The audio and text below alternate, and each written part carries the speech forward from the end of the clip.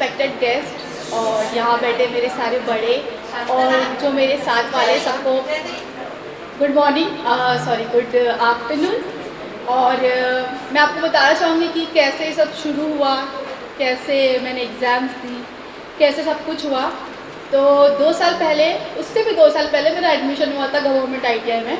वहाँ पर मैम हमारे ग्रुप इंस्ट्रक्टर थे, तो शायद मैम की वजह से ही वहाँ पर ये बुक का कुछ आया था। तो कॉलेज में कोई चीज़ आती है ना न्यू वाली, तो बहुत अफरा तफरी हो जाती कि यार उस पर ना बहुत बड़ा सा प्राइज़ है, बहुत सारे पैसे मिलने वाले। एज ए स्टूडेंट तो पहले दिमाग में यही बात आती, क्योंकि अभी वो इतने बड़े हुए नहीं होते कि उनको ये पढ़ना है कि नहीं मुझे पढ़ना है, अपने अंदर तब्दीली लानी है। नहीं, बोले एक बुक खरीदनी है, बुक का रजिस्ट्रेशन करवाना है, उसको पढ़ना है, उस पर आंसर्स देने हैं। तो बोले सब हाँ ठीक है ले लेते पढ़ लेते, लक आजमा लेते, कुछ अच्छे आंसर्स लिख देंगे। तो लिटरली मैंने भी इसीलिए लिया था। ये एक ऑनेस्ट आंसर है कि मैंने भी इसीलिए लिया था उसको। बट मुझे पढ़ने की आदत है, मुझे पढ़ना अच्छा लगता है। ऐसा ही नहीं कि ये मैं बहुत अपनी रिलीजियस बुक भी बहुत अच्छे से पढ़ती हूँ, क्योंकि मुझे पढ़ना पसंद है। तो जब मैंने वो बुक पढ़ी तो मुझे नहीं पता था, हमको जितना मैंने पढ़ा था डॉक्टर अम्बेडकर के बारे में, तो उनमें उन्होंने बताया था कि 4 वर्ण होते हैं। बस उतना ही मुझे इन्फॉर्मेशन थी कि 4 वर्ण होते हैं।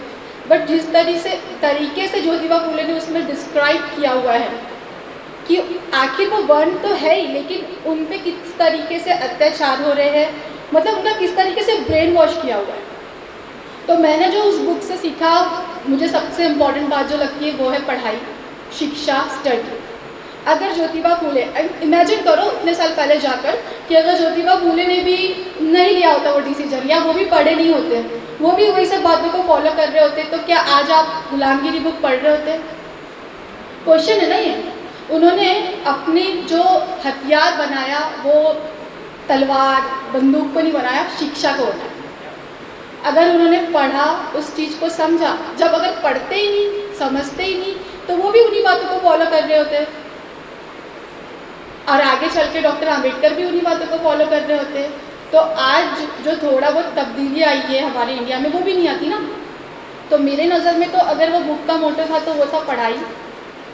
और आज भी बहुत से बच्चे ऐसे हैं कि पढ़ाई तो कर रहे हैं, मैं भी शायद पढ़ाई कर रही हूँ, लेकिन हमारा एक ही मोटो होता है पढ़ने से, पढ़ना है, रैंक लाना है, अच्छे से अवार्ड्स लेने हैं, उसके बाद सेटल होना है, अच्छी सी पढ़ाई करना है।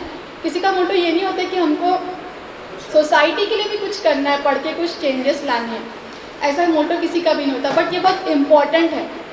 घर पे जब पापा बड़े भाई को कुछ ला कर देते हैं, छोटे भाई को पता ही नहीं है, वो खा पी के मस्त तैयार है पहले से, क्योंकि छोटे भाई को कुछ पता ही नहीं। छोटे भाई को जब तक पता ही नहीं चलेगा कि उसका भी हक था उस पर, वो लड़ाई कैसे करेगा? गवर्नमेंट, हमारे पास कॉन्स्टिट्यूशन तो है, डॉक्टर अम्बेडकर ने हमें कॉन्स्टिट्यूशन तो दिया, बट हम उसको पढ़ेंगे नहीं, समझेंगे नहीं, तो हमको कैसे पता चलेगा कि हमारे राइट्स क्या है उसमें? बस हम तो सुनी सुनाई बातों पे, व्हाट्सएप पे जो आ गया, इंटरनेट पे जो आ गया, उस पर लड़ाइयाँ करते रहते। एक्चुअल हमारे राइट्स क्या है ये हमको भी नहीं पता है।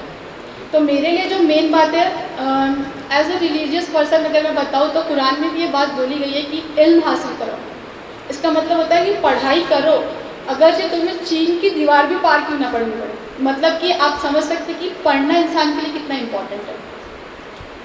और वैसे भी एक फेमस सा बहुत कोट है, और मैंने शायद अपने आंसर्स में बहुत बार लिखती हूँ मैं, क्योंकि मुझे बहुत पसंद है वो, कि डॉक्टर अम्बेडकर ने कहा है कि शिक्षा एक ऐसी शेरनी का दूध है जिसको पीने के बाद कोई भी गुर्राए बिना नहीं रह सकता। क्योंकि उसको पता चल जा रहा है ना कि आखिर में मैं पढ़ रहा हूँ, मैंने कौन सी चीज़ों को अपोज करना है, कौन सी चीज़ों को एक्सेप्ट करना है।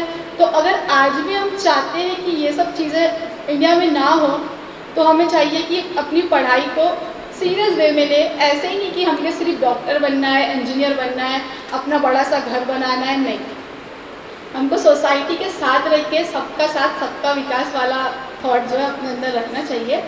और मुझे प्राइज़ मिला 2 साल बाद। तो शायद तो मुझे याद है कि 2 साल पहले मैंने एग्ज़ाम दी थी, लेकिन अचानक से मैम का कॉल आया और मैं पूछ रही थी हाँ मैम, हाँ मैंने दिया था एग्ज़ाम, हाँ मुझे याद है। तो उन्होंने बोले कि अब उसका रिज़ल्ट आने वाला है। मैं बोली अच्छा 2 साल बाद? तो उन्होंने बोले हाँ कोरोना की वजह से, पैंडेमिक की वजह से ऐसा हुआ। होप तो नहीं थी मुझे ऐसी कि मैंने आंसर्स लिखे थे सही, मुझे पता है, बट होप नहीं थी कि मैं फर्स्ट आ जाऊंगी, इसके लिए थैंक यू आप सबका। और यहाँ बुलाया, यहाँ पे सम्मान दिया, इसके लिए भी थैंक यू। और बस थैंक यू।